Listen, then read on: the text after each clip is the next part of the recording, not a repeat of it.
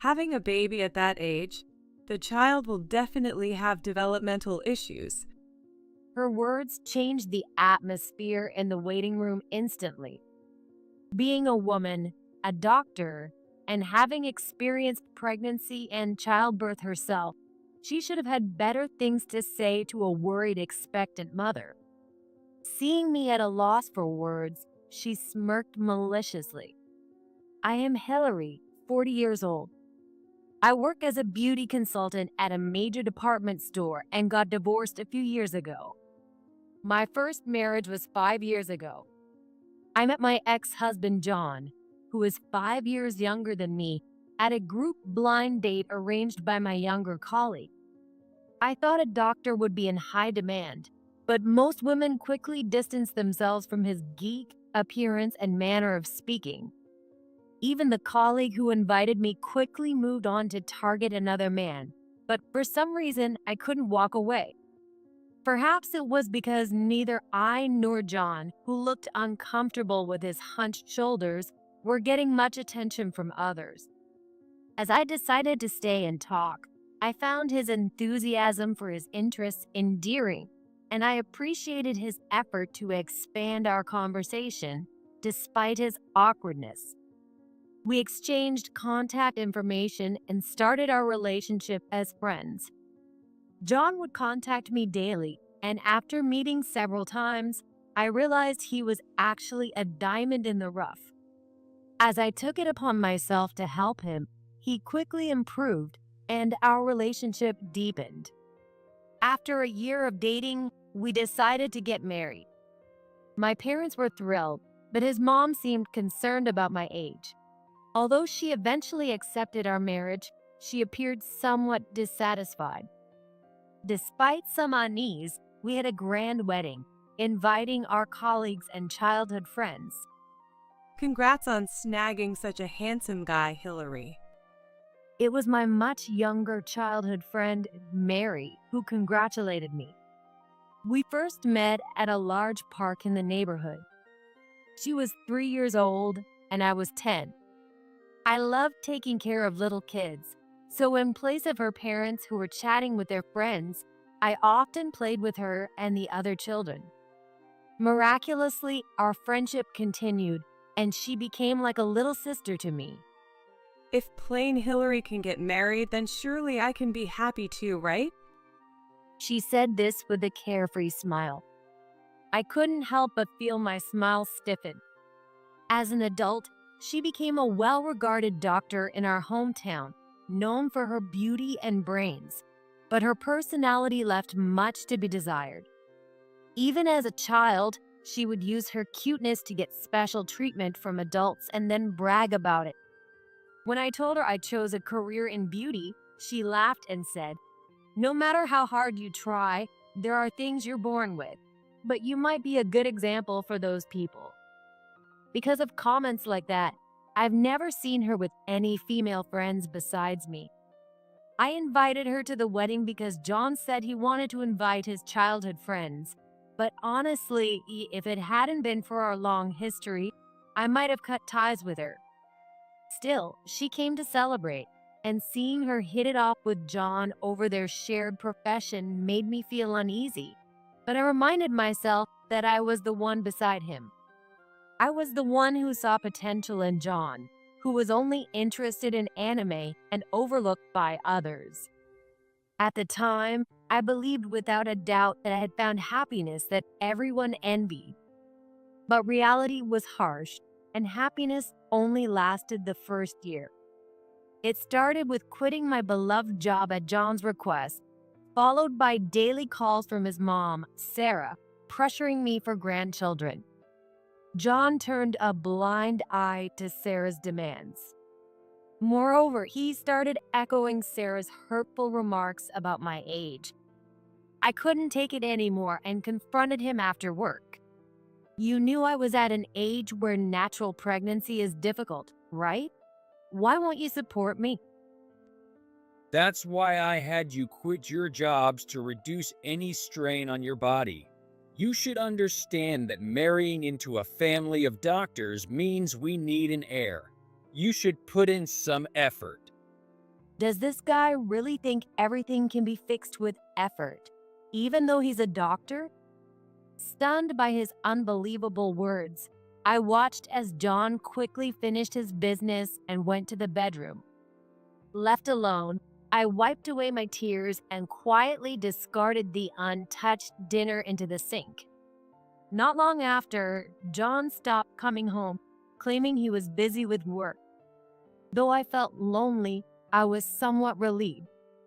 Sarah's calls demanding grandchildren decreased, knowing her son was busy, and recently it felt awkward facing John. Still, deep down, I wanted my child too. Without the stress from Sarah, maybe once John settled down, we could naturally conceive. With that faint hope, I devoted myself even more to supporting John, hoping to give him some peace. But those days came to an abrupt end. One day, while John was in the shower, a message notification popped up on his phone. I knew I shouldn't look, but I couldn't turn away. The message suggested a physical relationship with flashing heart emojis. What shocked me most was that it was from my childhood friend, Mary. In disbelief, I confronted John after his shower. At first, he denied it, but when I showed him his phone, he quickly admitted to his affair. No way. Why would you do this? Explain it to me.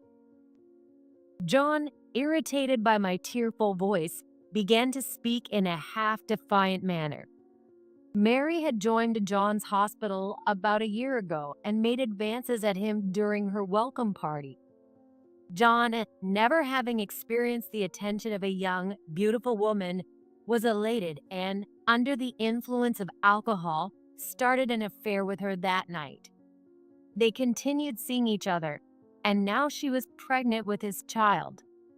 Speechless from the shock, I listened as John continued. It's your fault. You couldn't get pregnant, and even my mom says this marriage was a mistake. Wait, does Sarah know about your affair? Yeah, she found out by chance, but when I told her about the baby, she said I should divorce you and start over. Please, for the sake of her and the baby, agree to our divorce. Feeling betrayed and panicked, John handed me a completed divorce form. His readiness made me feel even more miserable. You don't have money for a lawyer, right? If you agree to the divorce, I'll pay alimony and give you a fair share of the assets. You can have this apartment too. It would be wise to comply. By the time his words sank in, it was too late. John admitted to the affair, but I gave him back his phone with all the evidence. I had no proof, no witnesses who might side with me. Trying to gather evidence now would clearly be too late.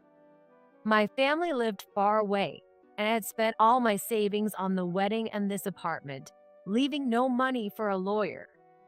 It was frustrating, but as I was unemployed at the time, I accepted John's offer.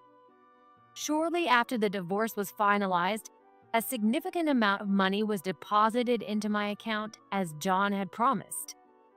John then left the apartment, taking almost none of the furniture we had bought together. Betrayed by those close to me, I lived in a daze in the apartment I had been given until I noticed the changing seasons and decided I couldn't go on like this. Determined to make a fresh start, I sold everything. As the room gradually emptied, I found myself looking forward, gaining the energy to search for a new job and a new place to live. It was only then that I felt ready to contact my parents. Not wanting to worry them, I told them the divorce was due to irreconcilable differences. They offered for me to come home, but since Mary's family lived nearby and I didn't want to burden my elderly parents further, I politely declined. I found a new job surprisingly quickly. Once I sold the apartment and lightened my load, I moved into an apartment near my new job, bringing only a bank account with more money and a few personal belongings. My new workplace was a salon that catered to an upscale clientele, requiring more refined manners and service than my previous job. Determined to start anew, I relearned everything from makeup to customer service. Thanks to my efforts, I began receiving more client requests, increasing both my responsibilities and my sense of fulfillment. One day, while I was diligently working, a matchmaking offer came up. Hey, do you have someone special? If not, would you consider a match? Excuse me? I know someone who would be perfect for you. The offer came from an elderly regular who liked me. I was nearly 40 and had no intention of remarrying, so I planned to politely decline. But she insisted. The match was a 42-year-old man, also divorced. He had divorced over a decade ago due to his ex-wife's excessive spending. If the introduction had come from a relative, it might have been easier to refuse, but it was a valued client. Unable to decline, I agreed to the match. We met directly at a designated restaurant. A few minutes after I started waiting, my match arrived, out of breath. I'm so sorry to keep you waiting. Ouch. As he entered the private room, he tripped on the step and fell. A dull thud echoed in the quiet room. Are you okay? Sorry about that. I'm fine. I hurried over to him, and our eyes met as he looked up. His nose and forehead were bright red, and the contrast between his serious appearance and the injuries made me laugh.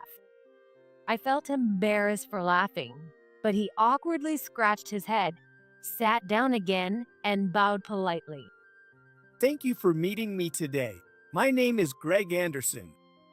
That was how we met. Maybe thanks to the initial accident, it didn't take long for us to open up to each other.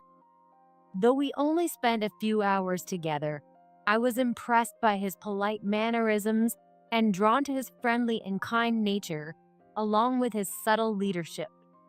I had come intending to refuse, but I couldn't say no. Rather, I wanted to see him again. Greg treated me like a treasure, a feeling of happiness I hadn't experienced with John. After a year of dating, Greg proposed, and we decided to get married. Although my parents were initially cautious due to it being my second marriage, they grew fond of Greg after meeting him. Instead of a formal ceremony, we rented a restaurant and held a modest wedding reception with just close family. There were no fancy dresses or elaborate decorations, but it was far more comfortable than the wedding with John. Life with Greg was simple but peaceful, and most importantly, living with someone who always cared for me made me truly happy. Given our ages, we didn't expect to have children and planned to enjoy our life together, hand in hand. One day, during these times, unable to shake off the summer fatigue, I went to the gynecology department of the general hospital my in-laws recommended, suspecting early menopause, only to find out that I was pregnant. What I thought was summer fatigue was actually morning sickness, and what I thought were menopausal symptoms were early pregnancy signs. Still in disbelief, I showed the ultrasound picture with the gestational sac to Greg and told him the test results. Greg looked at the ultrasound and then at me, his mouth opening and closing in shock. He gently touched my stomach. Is this our baby? As I nodded quietly, Greg let out a cheer, stood up energetically, and hugged me tightly. Thank you. I'm so happy. I can't believe it. It's like a miracle. Calm down. But really, is this good news? Just like he said, a natural pregnancy at our age is indeed a miracle. But thinking about our age, I couldn't fully rejoice. In fact, the hospital congratulated us but also thoroughly explained the risks of a late pregnancy, When the child turns 20, we'll already be 60. Our physical strength is declining, and I'm worried if we can even take care of a baby." In response to my words, Greg gently said, Sorry, you're right. It's scary. It'd be a lie to say I don't worry about what others might think too. But this baby chose us. I want to be happy about that first. With that, Greg hugged me softly and continued, I'm thrilled about the baby, but you're still my number one. "I know, I'm happy too, but I'm also really anxious and honestly a little scared. But more than that, I'm overjoyed, and I can't imagine terminating this precious life that's come to us. I don't want to." Greg quietly nodded at my tearful confession. Yeah, I feel the same. I know there are risks for you, and I'm sorry, but I want you to have our child. Please. He pleaded with me. After that, we talked about the pregnancy many times. Even when we calmed down, our feelings remained the same. "I want to have this baby. If possible, I want you to have the baby." We made up our minds and informed the doctor during the second checkup that we would proceed with the pregnancy and began making preparations. The obstetrician was experienced and very supportive, and the large, well-equipped hospital with a solid track record was reassuring. We then shared the miracle with our parents. Both my parents and his were surprised but supportive, and when we told them we were determined, they said they would help whenever needed. Later, I completed the necessary paperwork for pregnancy and childbirth. Then came the day for another checkup. Greg, who usually accompanied me, had an unmissable work commitment, so I was alone today. Remembering Greg reluctantly leaving for work after saying, "Call me immediately if anything happens," made me smile. My morning sickness had started to ease, and the baby was growing well. While flipping through a childbirth and parenting magazine in the waiting room, Is that Hillary? I heard a familiar voice that made my heart ache. It was my childhood friend, Mary, dressed head to toe in flashy designer brands. Oh my gosh, it's been ages. Still as plain as ever. How have you been? I've been good. Feeling uncomfortable, I lowered my gaze. She plopped down next to me with a grin and began talking about her life without being asked. After John left the apartment, he apparently moved in with Mary, who had been living alone, and they started living together.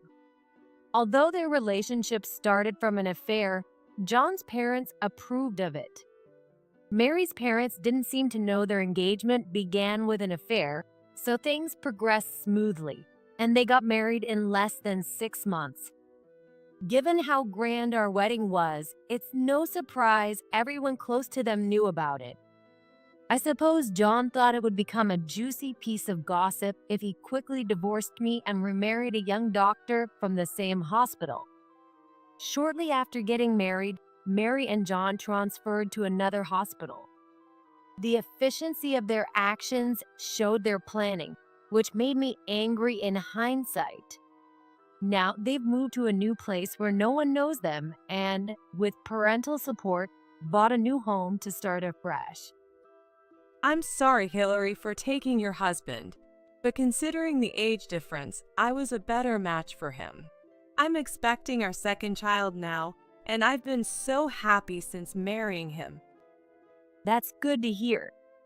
I responded dismissively, which seemed to irritate her as she raised her voice another notch. By the way, why are you here, Hillary? Menopause?